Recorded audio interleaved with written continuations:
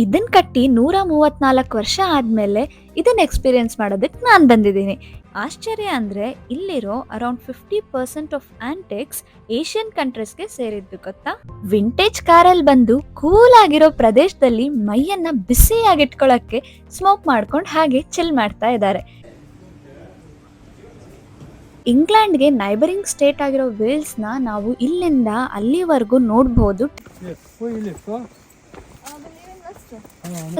ತುತ್ತುದಿಗೆ ಬಂದು ನಿಂತಿದ್ದೀನಿ.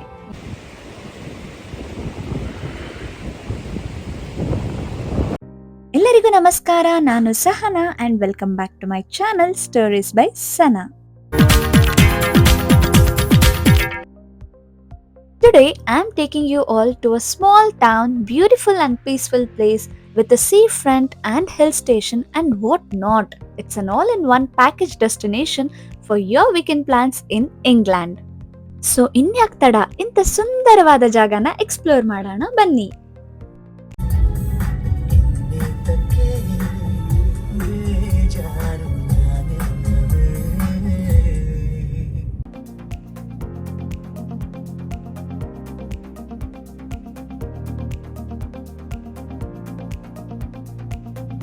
ನಾವಿವಾಗ ಹೋಗ್ತಿರೋ ಊರುಗಳ ಹೆಸರು ಲಿಂಟಾನ್ ಅಂಡ್ ಲಿನ್ ಮೌತ್ ಅಂತ. ಈ ಎರಡೂ ಜಾಗ ಒಂದು ಬೆಟ್ಟದಲ್ಲೇ ಇರೋದು. And the reason to name this place Linton and Linmouth is the river Glen Lynn which flows in this region. ಬೆಟ್ಟದ ಮೇಲೆ ಈ ನದಿ ಹರಿಯೋ ಹತ್ರ ಇರೋ ಟೌನ್ ನ ಲಿಂಟನ್ ಅಂತ ಕರೀತಾರೆ. ಹಾಗೆ ಈ ನೀರು ಕೆಳಗ್ ಹರ್ಕೊಂಡ್ ಬಂದು ಸಮುದ್ರನ ಸೇರೋ ಜಾಗನ ಲಿನ್ಮೌತ್ ಅಂತ ಕರೀತಾರೆ. ಈ ಎರಡು ಊರುಗಳು ಹೇಗೆ ಅಂದ್ರೆ ಅಕ್ಕ ತಂಗಿದಿರ್ ತರ. ಹಾಗಾಗಿ ಇದನ್ನ ನಾನು ಲಿನ್ ಸಿಸ್ಟರ್ಸ್ ಅಂತ ಕರಿತೀನಿ. ನೋಡಿ, ಅಲ್ಲಿ ದೂರದಲ್ಲಿ ಕಾಣಿಸ್ತಿರೋದೆ ಲಿನ್ ಸಿಸ್ಟರ್ಸ್ ಇರೋ ಊರು. ಹತ್ರದಿಂದ ಈ ಲಿಂಟನ್ ಅಂಡ್ ಲಿನ್ ಮೌತ್ ಅಕ್ಕ ತಂಗಿರು ಹೇಗ್ ಕಾಣಿಸ್ತಾರೆ ಅನ್ನೋದನ್ನ ನೋಡೋಣ ಬನ್ನಿ. ಇಲ್ಲಿ ನೋಡಿ ಈ ಅಜ್ಜಿ ತಾತನ ವಿಂಟೇಜ್ ಕಾರಲ್ಲಿ ಬಂದು ಕೂಲ್ ಆಗಿರೋ ಪ್ರದೇಶದಲ್ಲಿ ಮೈಯನ್ನ ಬಿಸಿಯಾಗಿಟ್ಕೊಳ್ಳಕ್ಕೆ ಸ್ಮೋಕ್ ಮಾಡ್ಕೊಂಡು ಹಾಗೆ ಚಿಲ್ ಮಾಡ್ತಾ ಇದ್ದಾರೆ. ಲವ್ಲಿ ಫ್ರೇಮ್ ಅಲ್ವಾ? ನಾನು ಸ್ಮೋಕ್ ಎಲ್ಲ ಮಾಡೋಲ್ಲ, ಬಟ್ ಬಿಸಿಯಾಗಿ ತಿನ್ನೋಕ್ ನನ್ನ ಹತ್ರನೂ ಏನೂ ಇಲ್ಲ. ಇರೋದು ಇದೊಂದು ಎನರ್ಜಿ ಡ್ರಿಂಕ್. ಅದನ್ನೇ ಕುಡ್ಕೊಂಡು ನಾನು ಸ್ವಲ್ಪ ಹೊತ್ತು ಹಾಗೆ ಚಿಲ್ ಮಾಡಿದೆ. ನಿಜವಾಗ್ಲೂ ಎಷ್ಟು ಪ್ರಶಾಂತವಾದ ಜಾಗ ಇದು ಗೊತ್ತಾ.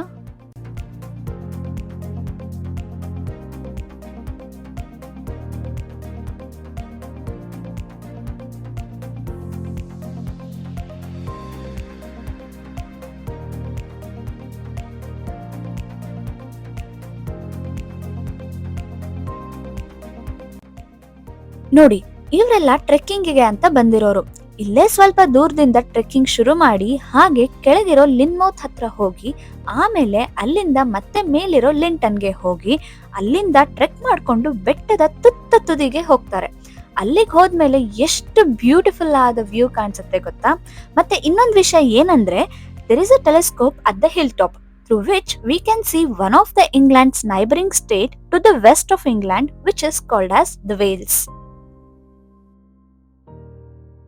Finally one of the sister ಆಗಿರುವ ಲಿನ್ ಮೌತ್ ನ ರೀಚ್ ಆದ್ವಿ. ನಾನು ಅವಾಗ್ಲೇ ಹೇಳ್ದಂಗೆ ಲಿನ್ ಮೌತ್ ಬೆಟ್ಟದ ಕೆಳಗಿದ್ದಾಳೆ, ಅಂದ್ರೆ ಸಮುದ್ರಕ್ಕೆ ಹತ್ರದಲ್ಲೇ ಇದ್ದಾಳೆ.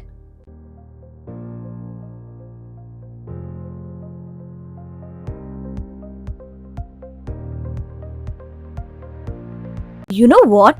One of the exciting experience to try over here is the funicular railway or cliff railway.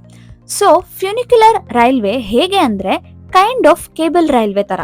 ಸ್ಟೀಪಿ ಆಗಿರೋ ಈ ಬೆಟ್ಟದ ಕೆಳಗಿಂದ ಮೇಲಕ್ಕೆ ಹಾಗೆ ಮೇಲಿಂದ ಕೆಳಕ್ಕೆ ಜನನ ಕರ್ಕೊಂಡು ಹೋಗೋಕೆ ಮಾಡಿರೋದು. And this is completely water powered railway. ಮೇಲಿಂದ ಹರ್ಕೊಂಡ್ ಬರ್ತಿರೋ ನಮ್ ಲಿನ್ ರಿವರ್ ವಾಟರ್ ನ ಫ್ಯೂಯಲ್ ಆಗಿ ಉಪಯೋಗಿಸ್ಕೊಂಡು ಇದ್ರಲ್ಲಿ ನಾವು ಕೆಳಗಿರೋ ಲಿನ್ ಮೌತ್ ಇಂದ ಮೇಲಿರೋ ಲಿಂಟನ್ ನ ರೀಚ್ ಆಗಬಹುದು. And the cost to travel one way for per person is £3.50, ಅಂದ್ರೆ ಅರೌಂಡ್ 350 ಇಂಡಿಯನ್ ರುಪೀಸ್ ಒಬ್ಬರಿಗೆ. ಹಾಗೆ ಇದು ಬೆಳಗ್ಗೆ 10 ಗಂಟೆಯಿಂದ ಸಂಜೆ 5 ಗಂಟೆವರೆಗೂ ಮಾತ್ರ ಓಪನ್ ಇರುತ್ತೆ.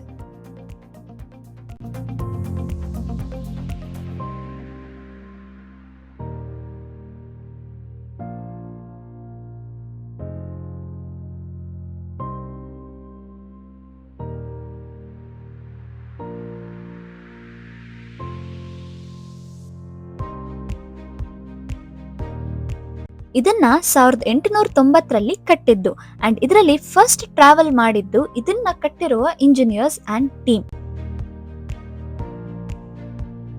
ಇದನ್ ಕಟ್ಟಿ 134 ವರ್ಷ ಆದ್ಮೇಲೆ ಇದನ್ನ ಎಕ್ಸ್ಪೀರಿಯನ್ಸ್ ಮಾಡೋದಕ್ಕೆ ನಾನ್ ಬಂದಿದ್ದೀನಿ. ಈ ಎಕ್ಸ್ಪೀರಿಯನ್ಸ್ ಹೇಗಿರುತ್ತೆ ಅನ್ನೋದನ್ನ ನೀವೇ ನೋಡಿ.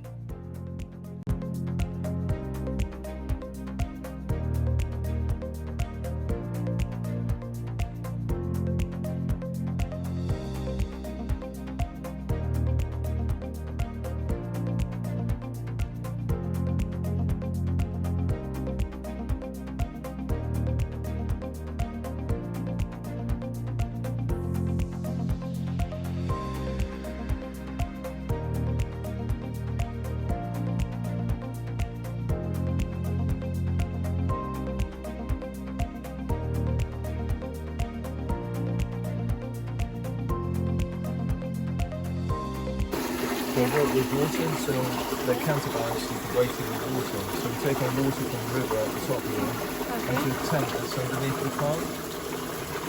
We fill up until it's got 3 tons of water on. The plant's just gone down and it's got still 3 tons of water on board. So we're going to do that the same way.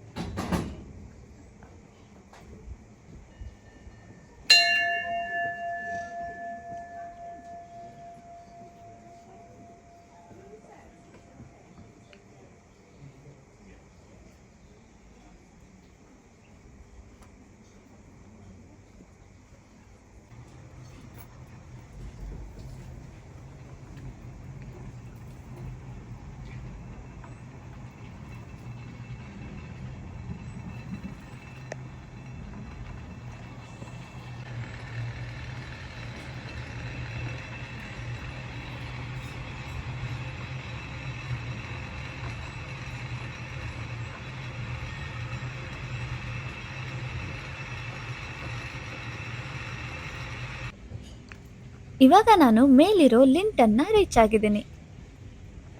Oh yeah, it goes down to Taunton. Yeah.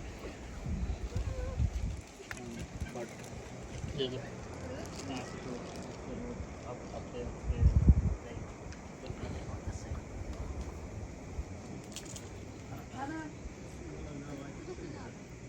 If you want to take the Taunton, you have to go out to the two parts before I'm using the entry. I've got to go.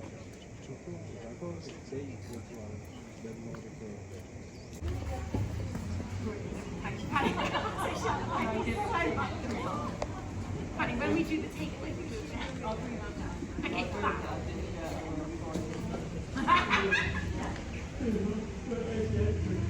Oh, and Francis. Next.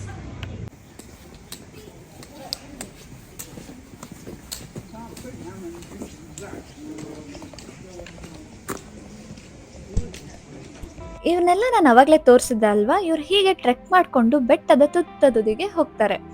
ಇವಾಗ ನಾನು ಈ ಲಿಂಟನ್ ಊರು ನೋಡೋದಕ್ಕೆ ಹೇಗಿದೆ, ಇಲ್ಲಿ ಏನೇನೆಲ್ಲ ಸಿಗುತ್ತೆ, ಹೇಗಿದೆ ಈ ಪ್ರದೇಶ ಅನ್ನೋದನ್ನ ತೋರಿಸ್ತೀನಿ.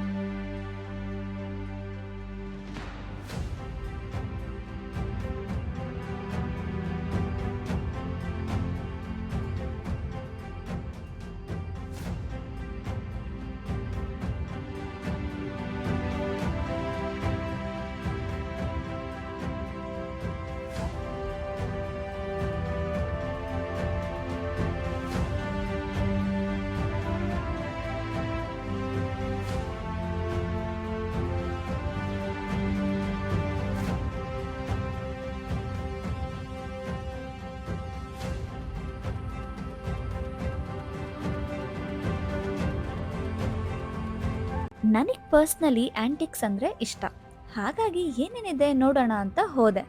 ಆಶ್ಚರ್ಯ ಅಂದರೆ ಇಲ್ಲಿರೋ ಅರೌಂಡ್ 50% ಆಫ್ ಆಂಟಿಕ್ಸ್ ಏಷ್ಯನ್ ಕಂಟ್ರೀಸ್ಗೆ ಸೇರಿದ್ದು ಗೊತ್ತಾ. ನೋಡಿ, ಇದು ವಿಷ್ಣುವಿನ ವಾಹನನಾದ ಗರುಡನ ಮೂರ್ತಿ, ಹೀಗೇನೆ ಬುದ್ಧನ ಮೂರ್ತಿ ಹಾಗೂ ಚೈನೀಸ್ ಡ್ರ್ಯಾಗನ್, ಹೀಗೆ ಹಲವಾರು ಏಷ್ಯನ್ ಕಂಟ್ರೀಸ್ನ ಆಂಟಿಕ್ಸ್ನ ಇಲ್ಲಿ ನೋಡಬಹುದಿತ್ತು.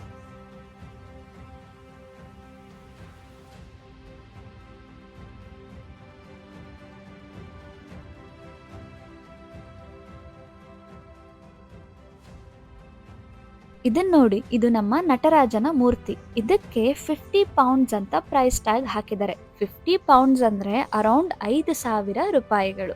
ನಿಮ್ಗೇನ್ ಅನ್ಸುತ್ತೆ, ಇದೇ ಮೂರ್ತಿಗೆ ನಾವು ಇಂಡಿಯಾದಲ್ಲಿ 5,000 ರೂಪಾಯಿ ಕೊಡ್ತೀವಾ? ಇಲ್ಲಿಂದ ಆಚೆ ಹೋದ್ಮೇಲೆ ಪಕ್ಕದಲ್ಲೇ ಒಂದು ಚರ್ಚ್ ಇತ್ತು. ಸರಿ, ಆ ಚರ್ಚ್ ನೋಡೋಣ ಅಂತ ಹೋದೆ. ನೋಡಿ, ಇಲ್ಲಿ ಚರ್ಚಿಗೆ ಎಂಟರ್ ಆಗ್ತಿದ್ದಂಗೆ ಫಸ್ಟ್ ನಮಗೆ ಗ್ರೇವ್ ಯಾರ್ಡ್ ಸಿಗುತ್ತೆ, ಅಂದ್ರೆ ಸ್ಮಶಾನ. ಹಾಗೇನೆ ಅದನ್ನ ದಾಟ್ಕೊಂಡು ಹೋದ್ರೆ ಚರ್ಚ್.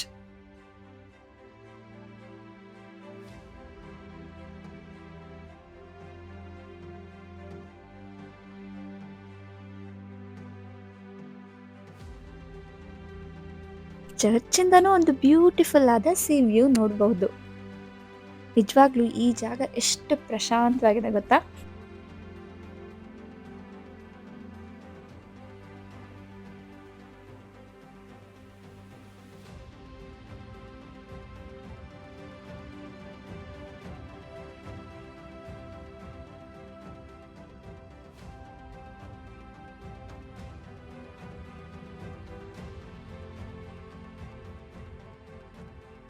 ನನಗೆ ಟ್ರಾವೆಲಿಂಗ್ ಎಷ್ಟಿಷ್ಟನೋ ಹಾಗೇನೆ ಹಿಸ್ಟಾರಿಕಲ್ ಪ್ಲೇಸಸ್ ನೋಡೋದನ್ನು ಇನ್ನೂ ಇಷ್ಟ. ನಾನು UK ಬಂದು 3 ವರ್ಷ ಆಗಿದೆ, ಅಂದ್ರೂ ಇನ್ನೂ ಪಕ್ಕ ಬ್ರಿಟಿಷ್ ಚರ್ಚ್ಗೆ ಹೋಗಿ ಅಲ್ಲಿ ಹೇಗಿರುತ್ತೆ ಅನ್ನೋದನ್ನ ಎಕ್ಸ್ಪೀರಿಯನ್ಸೇ ಮಾಡಿಲ್ಲ. ಸೊ ಹೋಗ್ಲಿ, ಈ ಚರ್ಚ್ನಾದರೂ ನೋಡೋಣ ಅಂತ ಅಂದ್ಬಿಟ್ಟು ಹೋಗಿದ್ದೆ. ಸೊ ಇದು ಹೇಗಿದೆ ಅಂತ ನೀವು ನೋಡಿ.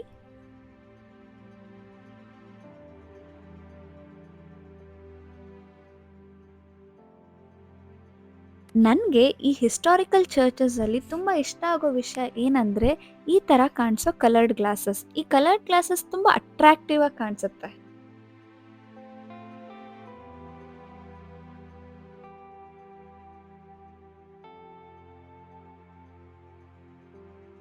ಚರ್ಚ್ ಎಲ್ಲ ನೋಡಿದ್ಮೇಲೆ ವಾಪಸ್ ಕೆಳಗಡೆಗೆ ಹೋಗೋದನ್ನ ಟ್ರೆಕ್ ಮಾಡ್ಕೊಂಡೆ ಹೋಗೋಣ ಅಂತ ಡಿಸೈಡ್ ಮಾಡಿದ್ದೇನೋ ಆಯ್ತು, ಬಟ್ ಹೇಗೆ ಹೋಗ್ಬೇಕು ಅಂತಾನೆ ಗೊತ್ತಾಗ್ಲಿಲ್ಲ.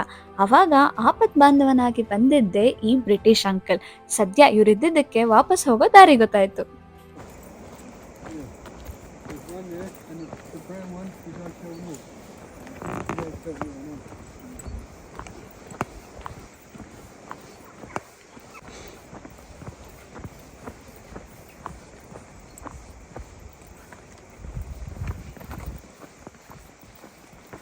Okay.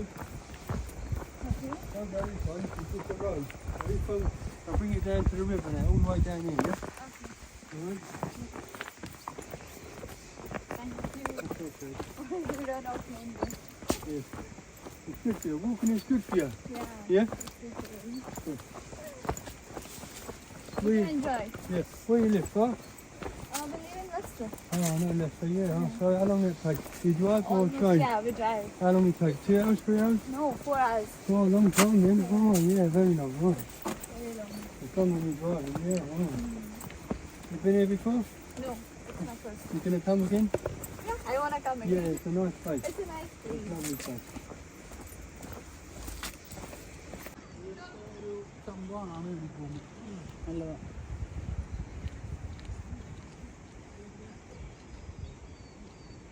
ಹಾಗೋ ಹೀಗೋ ಅಂಕಲ್ ಸಹಾಯದಿಂದ ಕೆಳಗೆ ಬರೋ ದಾರಿ ಗೊತ್ತಾಯ್ತು, ಕೆಳಗೆ ಬಂದ್ವಿ.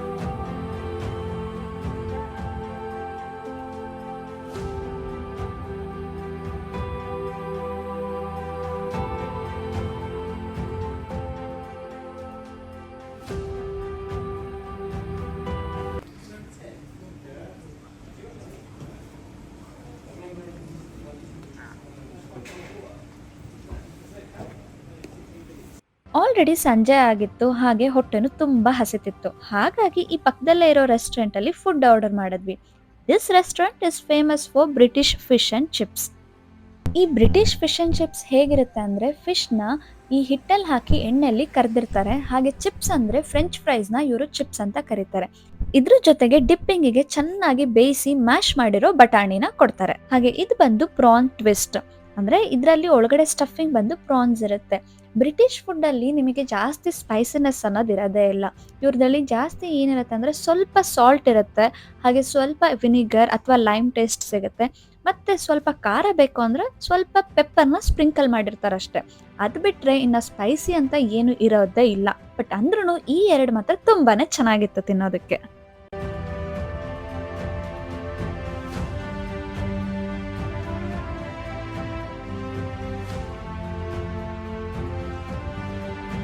ತಿಂದು ಸ್ವಲ್ಪ ಬಾಡಿಗೆ ಎನರ್ಜಿ ಬಂದ್ಮೇಲೆ ಹಾಗೆ ಲಿನ್ ಮೌತ್ ಹೇಗಿದ್ದಾಳೆ ನೋಡೋಣ ಅಂತ ಒಂದು ವಾಕ್ ಹೋದ್ವಿ. ಇದು ಗ್ಲೆನ್ ಲಿನ್ ರಿವರ್. ಇವಳೇ ಮೇಲಿಂದ ಹರ್ಕೊ ಬಂದು ಇವಾಗ ಸಮುದ್ರನ ಸೇರ್ತಾಳೆ. ಈ ಗ್ಲೆನ್ ಲಿನ್ ರಿವರ್ ಇಂದಾನೆ ಲಿಂಟನ್ ಅಂಡ್ ಲಿನ್ ಮೌತ್ ಅನ್ನೋ ಹೆಸರು ಬಂದಿರೋದು. ಸಮುದ್ರಕ್ಕೆ ಹತ್ರದಲ್ಲೇ ಇರೋದಕ್ಕೆ ವಿಪರೀತ ಚಳಿ ಮತ್ತು ಗಾಳಿ ಇಲ್ಲಿ.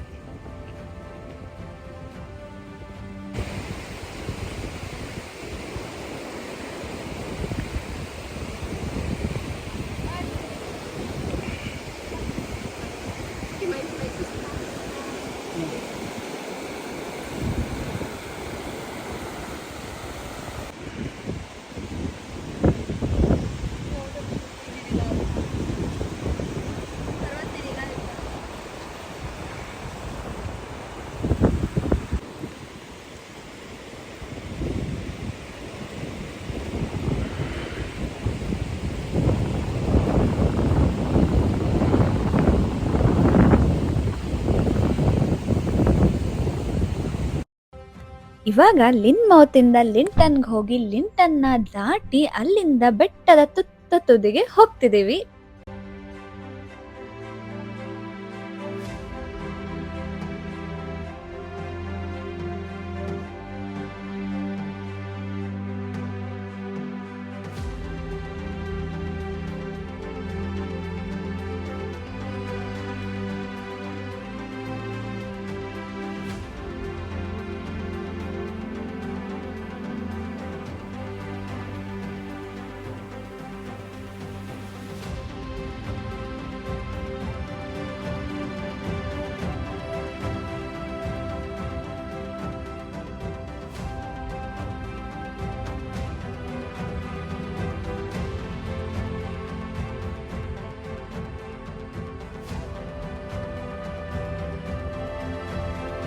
ನಾನು ನಿಮಗೆ ಅವಾಗಲೇ ಹೇಳಿದ್ದೆ, ಇಂಗ್ಲೆಂಡ್ಗೆ ನೈಬರಿಂಗ್ ಸ್ಟೇಟ್ ಆಗಿರೋ ವೇಲ್ಸ್ನ ನಾವು ಇಲ್ಲಿಂದ ಅಲ್ಲಿವರೆಗೂ ನೋಡ್ಬೋದು ಟೆಲಿಸ್ಕೋಪ್ ಮೂಲಕ ಅಂತ. ನೋಡಿ, ಇದರಿಂದಾನೇ ಇಲ್ಲಿ ನಿಂತ್ಕೊಂಡು ನಾವು ನೋಡಿದ್ರೆ ಅಲ್ಲಿ ಪಕ್ಕದಲ್ಲಿರೋ ದೂರದಲ್ಲಿರೋ ವೇಲ್ಸ್ ನಮಗೆ ಕಾಣಿಸ್ತಾಳೆ.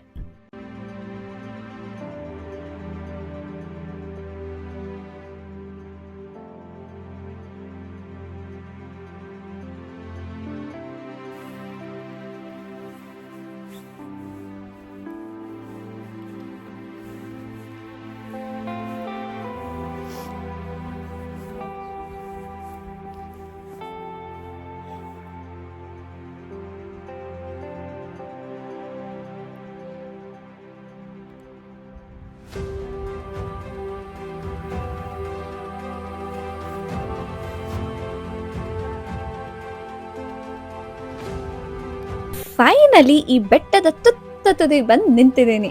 ಎಷ್ಟು ಸಖತ್ತಾಗಿದೆ ಅಲ್ಲ ನೋಡೋದಕ್ಕೆ. ಎಷ್ಟು ನೋಡಿದ್ರು ಇನ್ನೂ ನೋಡ್ಬೇಕು ಅನ್ನೋ ಈ ಸೀನರಿನ ತುಂಬ ತುಂಬಿಕೊಂಡು ಎಷ್ಟು ದೂರ ಕಣ್ಣು ಹಾಯಿಸಿದ್ರು ಕೊನೆಯೇ ಇಲ್ದಂತ ಈ ಸಮುದ್ರನ ಮನಸಾರೆ ಮೆಚ್ಚಿ ಕಣ್ಣಾರೆ ಸಂಭ್ರಮಿಸಿ ನನ್ನ ಈ one day trip to Lynton and ಲಿನ್ ಮೌತ್ಗೆ ಸಿ ಯು ನೆಕ್ಸ್ಟ್ ಟೈಮ್ ಅಂತ ಹೇಳೋ ಸಮಯ ಬಂದೇ ಬಿಡ್ತು. ನನ್ನ ಈ ವಿಡಿಯೋನ ಇಲ್ಲಿಗೆ ಎಂಡ್ ಮಾಡ್ತಿದ್ದೀನಿ. Please don't forget to like, share, comment and subscribe to my YouTube channel, Stories by Sana. Until next time, take care and bye-bye.